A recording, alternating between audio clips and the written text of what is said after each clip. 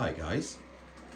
I really want to push on with the TT120 layout and get it out of here so I can make the room for more projects. So I thought the best way to attack this now is going to be to get the stream done, because once the stream's done I can do the road and round sort of the farm housey type of area, and then when that's out the way I can go full pelt into just the standard classic scenery, you know, the trees and bushes and grass and things like that. So I think today I'm going to crack on and see how I get on with the stream. Obviously I've worked in 4mm a lot in the past. This is now going into TT120, which is quite a bit smaller. Because of that, I'm very conscious about textures and you know, rocks and things being a very, very different size, and it could be easy to overdo it at this point. So at the moment, I'm going to add this layer of diluted, admittedly, too diluted PVA to go on to the next bit. Because of that, the first thing I'm going to try is going to be this universal ground texture stuff from True to Scale. This came in a set that I'm going to show you soon, but it's very, very fine. I didn't particularly want to use it for anything else at the moment, although depends on how it looks when it's actually down, we'll see. So I'm going to use a T-sieve to get a tidy covering of this over the PVA. I've not actually, I don't think, seen this in real life, so this is actually the first time that I get to witness. Oh, okay, well I quite like the smell of it, so that's nice. And if you're wondering how to ballast under a bridge, use your breath. That's going to look all right, actually. Yes, a grand start, I would say. A grand start. So with that layer down, I'm now going to start bringing in my, what I like to call slate 1, which is the finest grade of slate before it goes to dust that I've done.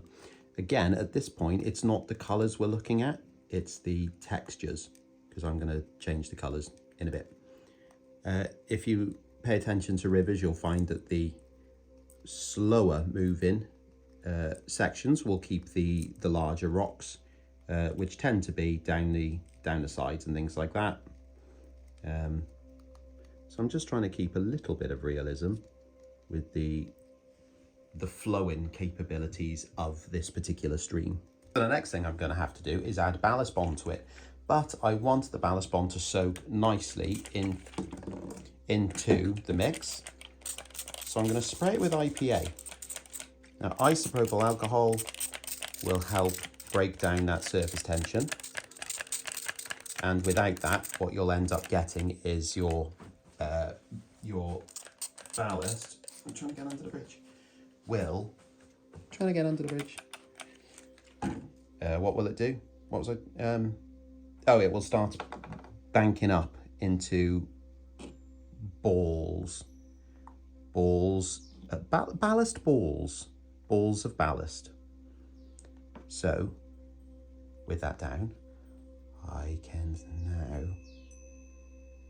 use ballast bond to get those ballast balls away. Now, if at any point in this video you start to feel like I'm struggling for attention, yes, I am. I'm struggling for attention. Concentration is not my forte.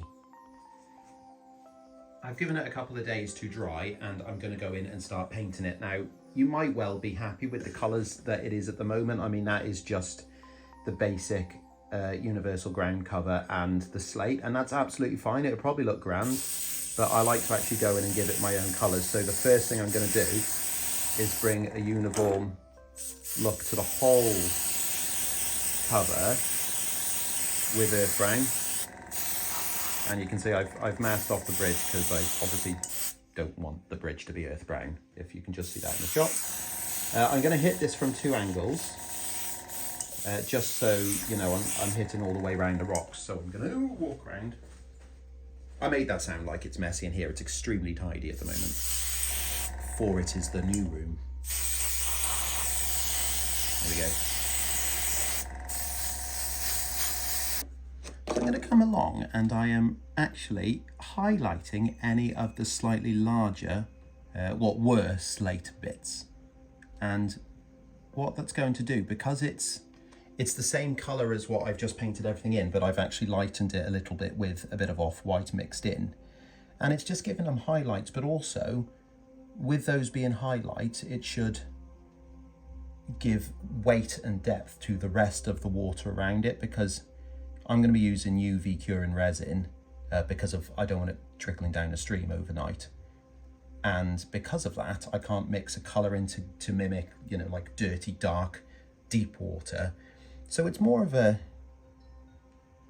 brook, I suppose you could say. I'm now starting to make it look a little bit more damp, and I'm using a slimy greeny colour, which I'm just going to spray up the sides, just to start bringing in that wet look. And on the other side. Very easy to overdo this green, so I'm quite cautious how much I'm putting on. The last bit I'm going to add on is more of a curiosity thing really, and this is a product called Fresh Mud? I think it's Fresh Mud. But I'm just going to try and... It's almost like a wash, you know, it's very, very thin enamel. I haven't thinned this down, but I might just put it where I think cows are going to be.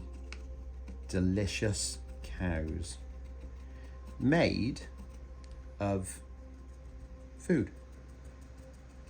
That's what's inside cows. Yes, that's undoing a lot of what I've done. Good, that's not quite worked like I... Oh well, doing it now. Then we come to the water itself, and I wasn't too sure how to play this because I didn't really want, I didn't want a lot of water on it. That being said, I've now put quite a lot of water on it. I'm going to use the UV resin that I mentioned. Now, the only issue with UV resin, and despite what it says, if you can see at the bottom, it says low viscosity, it has quite a high viscosity, in my opinion. So, I don't know. I'm not really sure the best way to do this is, but basically, because there's so many little waterfalls and things down this, I don't know if you want to call it a stream or a brook or a river. It's quite a large one at the moment, but then again, I have a brook near my actual house and it's probably the same sort of width of this, so it's probably okay. Anyway, I'm adding the resin on, but obviously it's going to start pouring down towards the bottom. So I'm going to add a bit more at the top, and then I'm just going to start banging it with the UV curer, and I'm just going to keep holding this on here until basically it just stops moving. That's my plan of action, and I'm sticking with it. The last thing I'm going to do to the river is add, not to the bridge like that, is add texture to the water. And I'm using Mod Podge for this, which will be glossy, hopefully, being a Mod Podge gloss. This also does a little bit of diffusing of the break between the resin and the banks, because that viscosity we spoke about means it doesn't, have a natural gradient as it goes up, or an ombre, if you will. And I won't. So this just helps make the riverside look a little bit more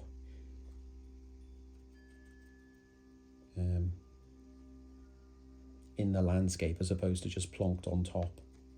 So like here, for example, it isn't quite wrapped around some of the stones, so this will just help get that illusion there.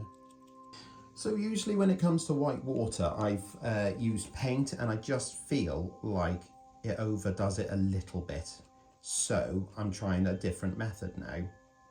What I'm going to do is use these Deluxe Materials Icy Sparkles, which is for like a snow effect.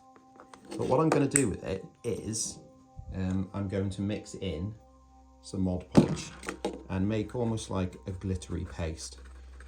Now what's going to happen here, I'm hoping, is the Mod Podge is going to dry clear, and it's going to suspend the icicle little sprinkles in the water, so it looks a little bit like well, like, you know, foam. So let's get up onto the top of the river and we'll have a look. So you can see it glistening already. Now that's literally just the resin and the Mod Podge. So what I'm going to do is I'm trying to find where the waterfalls would be first. Now there's one here which is quite steep, so I'm going to like dump some of that foam on there. I'm going to get a cotton bud. Are you even on the camera? There you go. Just there we're looking. And then I'm going to use the cotton bud to like drag it down.